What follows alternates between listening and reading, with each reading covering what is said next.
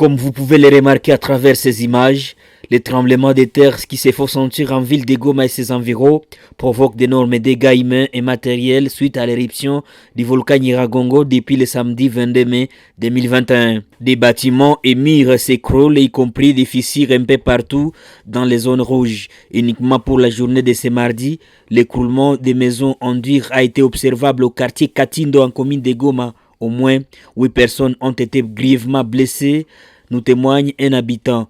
Le quartier n'était pas visé dans des quartiers qu'on a dit que des quartiers qui sont un peu en danger. Ce quartier n'était pas visé.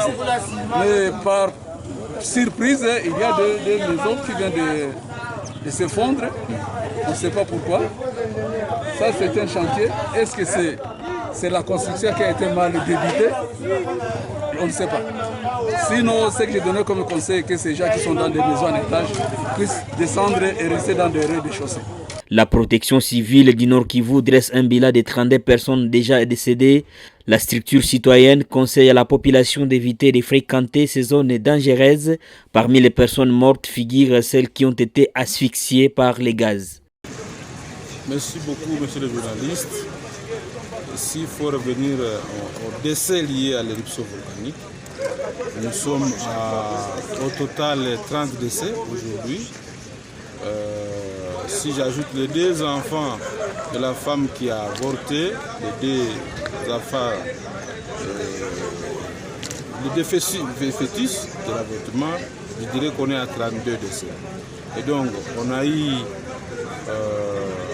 7 personnes calcinées par la lave.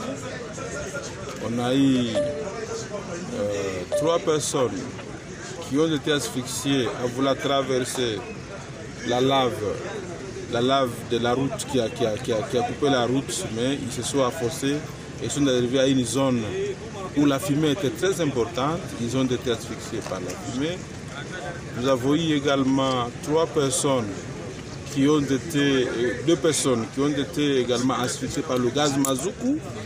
Et selon le rapport du bourgmestre de la commune de Goma, nous avons également eu 14 personnes qui ont perdu leur vie dans l'accident de circulation.